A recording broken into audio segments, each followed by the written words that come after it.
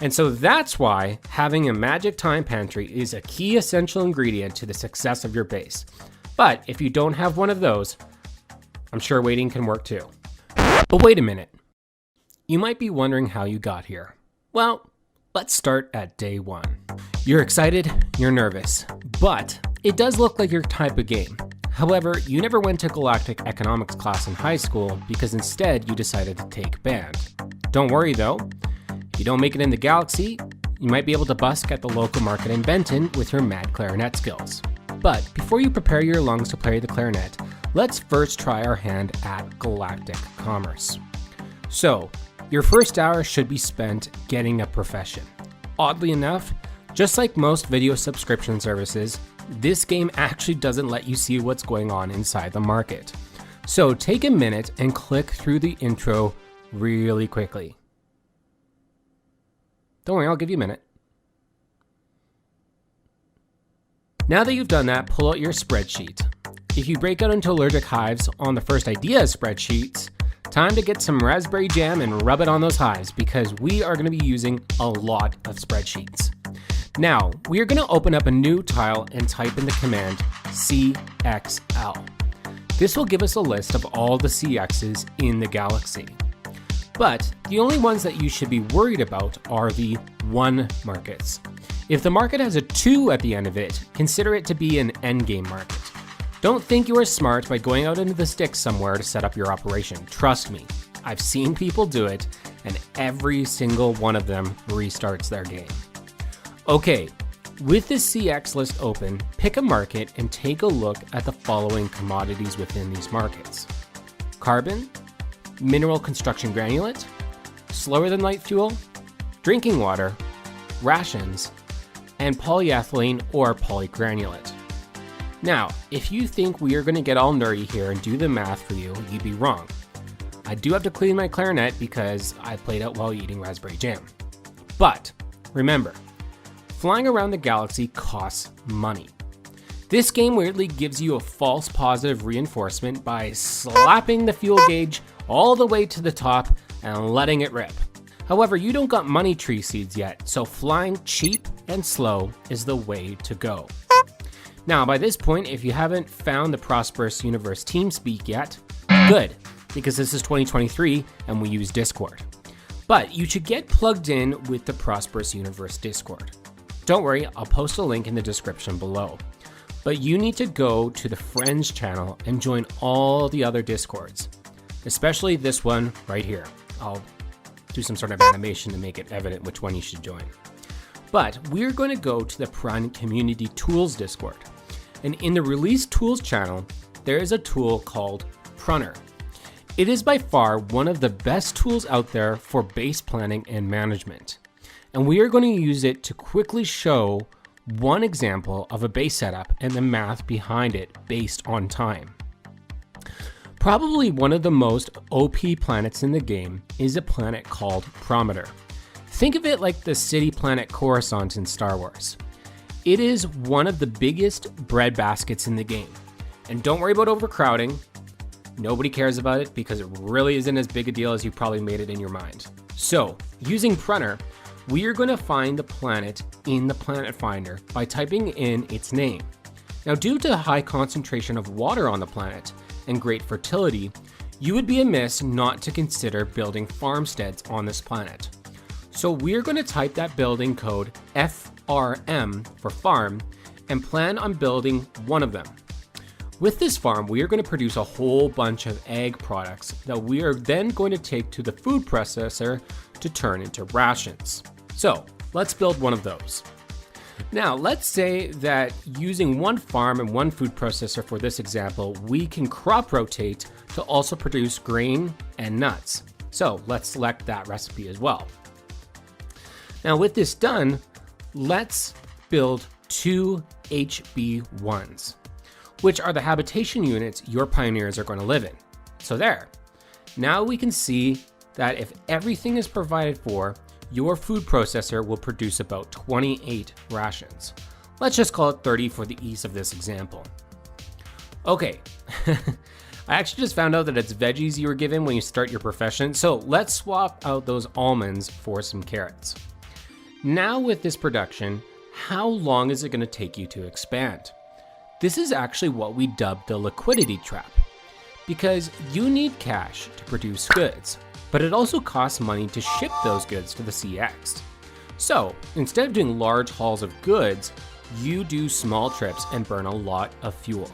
So that's why we have to fight against the urge to burn fuel. As I said before, cheap and slow is the way to go. So at the time of writing this video, ration prices in the IC1 market were being sold for 78.9. So this is the price we will work with throughout the rest of the video. But keep in mind that prices fluctuate due to player actions, so prices may vary. So given that you have 6 beans, grain, and veggies, you can produce 60 rations. So now let's pretend that for the past 3 days I've had these rations already in the oven. Oh look, here they are now. So with that total, you need to ride as slow as you can to the CX to sell your goods. Luckily, because Prometer is in the same system as the IC1 CX, this journey is going to be extremely short. So at the time of writing this video, I could burn 50 STL fuel for an 11-hour trip. Let's say that round trip at 100 STL is a full day of travel. So 50 STL for half a day trip to the CX, and I guess I'll see you tomorrow.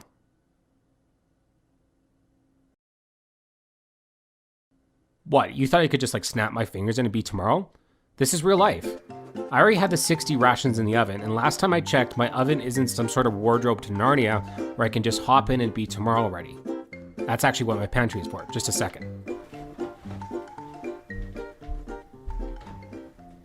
Mr. Tumnus, what are you doing here?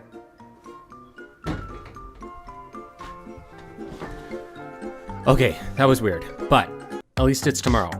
Now ask yourself, how much did I burn in money? Well, fuel at this time is $12 a unit, so you burned 600 money's worth. Now keep in mind that you gotta burn somewhat similar amount to get back to your base. So it's time to load up with supplies while you're here. Since your aunt was so gracious enough to give you $45,000 for your birthday money, you need to ask yourself what your goal is at this point. It's time to go back to Prunner and look at your daily burn. Now, you might want to min-max everything down to the penny, but that isn't a sustainable approach to running a space empire. So I would look at estimates on a rounded up basis. Let's say that I burn 4 drinking water and 0.5 overalls a day, but I can manage my beans, grain, and veggies, so I need 4 water a day. So let's just try for 1 expansion and enough resources for 10 days. For my expansion, I'm going to head over to the shopping cart in Prunner. And let's say that I wanted to buy 1 more farm with my aunt's birthday money. It will cost me 120 mineral construction granulate, 4 BBH, and 4 BSE. Let's find out what the IC1 market sells that for.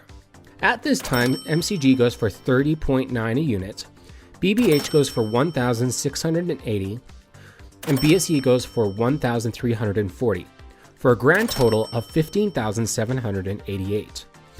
With drinking water being at 47.5 and overalls being at 80 and H2O being at 31, that's 3,540 for a grand total of 19,328.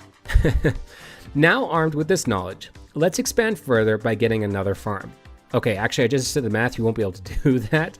So keep in mind too that your consumable consumption just went up from 3,540 to 6,130. So with 1 farm expansion and consumables for 10 days, that's as good as it's gonna get. I also think it's not really worth mentioning, but if you haven't done it yet, sell your rations here that you brought to the market. Just reminding you of what you came here for in the first place. So once you fly back to your base and set everything up, you might be asking yourself, well, Pear, what do I do next? Well, if you're a podcast aficionado like myself, you can listen to the gaming podcast that I host with my friends called the Esoteric Gaming Podcast. It's a podcast where we talk all things really nerdy gaming and topics about the industry of gaming that we find interesting. Or if you're liking this game so much, why not check out our Pear Talks Prun podcast, where we talk about everything Prosperous Universe. And I'm sure you're going to glean some nuggets of knowledge from our ramblings. There's also touching grass or cleaning out your clarinet. I don't know.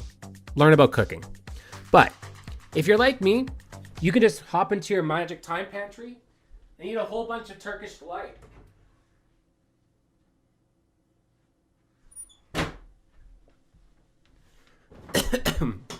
Okay, that was weird.